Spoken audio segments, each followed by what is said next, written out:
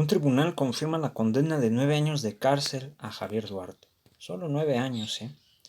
Aunque, pues, el problema pues, es el que hayan frenado el decomiso de sus bienes, lo cual nos hace pensar que, pues, pronto podría salir libre y no forzosamente los 9 años. Podría ser menos. Ahí la cuestión del pacto entre Enrique Peña Nieto y Javier Duarte, y ahora con el desgobierno de Andrés Manuel López Obrador, agregarle otra situación. Pero bueno, Arturo Ángel, a través de Animal Político, menciona que un tribunal federal confirmó la sentencia de 9 años de prisión impuesta desde el 2018 al exgobernador de Veracruz y delincuente Javier Duarte de Ochoa por los delitos de lavado de dinero y asociación delictuosa, tras considerar que el proceso penal en el que aceptó declararse culpable fue totalmente legal. En la resolución en la que Animal Político tiene copia, la magistrada Isabel Porras Odrizola, titular del Tercer Tribunal Unitario en Materia Penal de la Ciudad de México, concluyó que las pruebas ofrecidas por la entonces PGR fueron idóneas para sostener que Duarte participó en un entramado criminal que, a través de empresas fantasma y prestanombres, consiguió desviar recursos del erario. No obstante, la magistrada revocó el decomiso de más de 40 propiedades supuestamente ligadas a Duarte, que se había ordenado como parte de la condena, pues señaló que se trata de bienes de otros procesados que aún no son condenados y por lo tanto debe esperarse hasta el cierre total del caso. Esta resolución del Tribunal Federal es resultado de una apelación que Duarte promovió en contra de la sentencia condenatoria que se le dictó desde el 26 de septiembre del 2018. El procedimiento se alargó más de un año debido a que el exgobernador tuvo que recurrir a un amparo para que se le permitiera solicitar la revisión del procedimiento. Originalmente, Duarte fue sentenciado en una audiencia preliminar en la que el exgobernador priista se declaró culpable y renunció a su derecho de ir a un juicio, en lo que se conoce como procedimiento abreviado. A cambio, consiguió que se le dictara la pena mínima y que, gracias a un acuerdo previo con la PGR, se le retirara el delito más grave, que era el de delincuencia organizada. Pero después la defensa del exgobernador argumentó que las pruebas bancarias en las cuales se sostenía la acusación de lavado de dinero habían sido obtenidas por la Procuraduría sin el aval de un juez, lo que incluso ha provocado que otros procesados del mismo caso terminen absueltos. O sea, lo hacen intencional o lo hicieron intencionalmente para que pudiera, pues, salir librada de esta situación. ¿Sí me entienden? Todo estaba planeado, solamente era una cortina de humo. Y sigue siendo parte de toda esta situación que empiezan a crear desde la corrupción y del influyentismo y todo el sistema podrido que existe en nuestro país, el llamado sistema de justicia. Pero bueno, sin embargo, la magistrada subrayó que fue el propio Duarte el que aceptó renunciar a su derecho de defenderse en un juicio y de combatir las pruebas del Ministerio Público, quitándose él mismo la posibilidad de haber entrado al fondo de su asunto.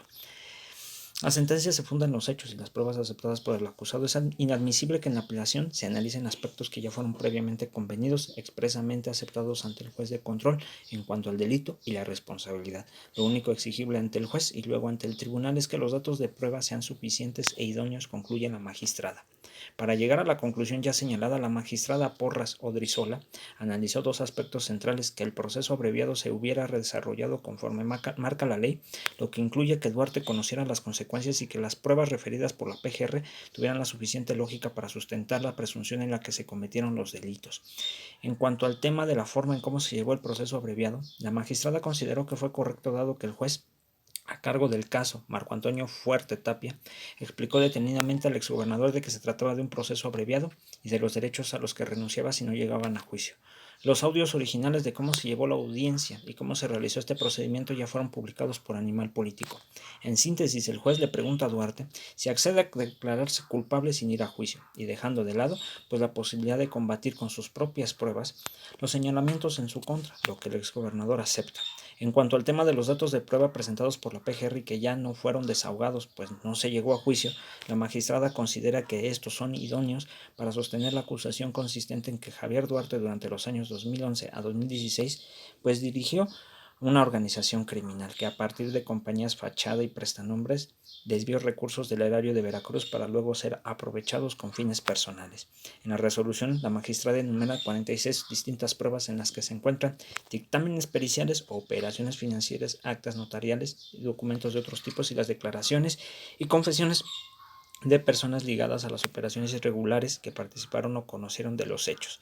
Uno de los testimonios es del ex tesorero de Veracruz y exdiputado federal del Narcopri, Antonio Tarek Abdalá, quien sostuvo que pagó a empresas fantasma por órdenes de Duarte.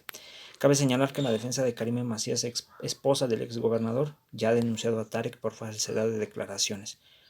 Por su lado, los defensores del llamado exgobernador intentaron argumentar que varias de las pruebas presentadas por la PGR tendrían que ser desestimadas porque se tuvieron violando los derechos humanos del exgobernador, y también argumentaron que el juez había valorado de forma incorrecta los delitos. La magistrada pues negó lo anterior, no por el hecho de que fuera o no cierto lo dicho por la defensa, sino porque dijo que se trataba de valoraciones sobre datos y pruebas que no son procedentes, y que el propio exgobernador y delincuente de allá de Veracruz rechazó combatirlas y aceptarlas para obtener la pena reducida.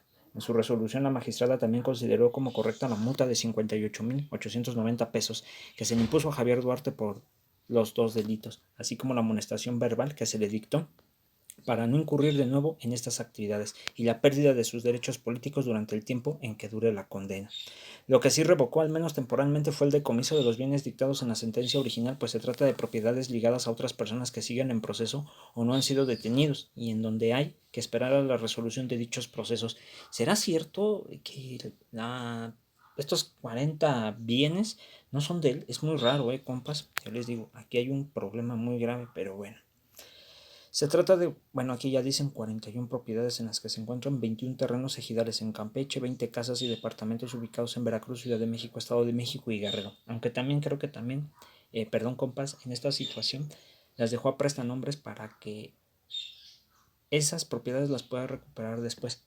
Chéquense esta situación, Al rato va a llegar a pasar por no hacer las investigaciones de forma correcta y creo que sí hay un pacto, Se los digo y se los volvemos a insistir.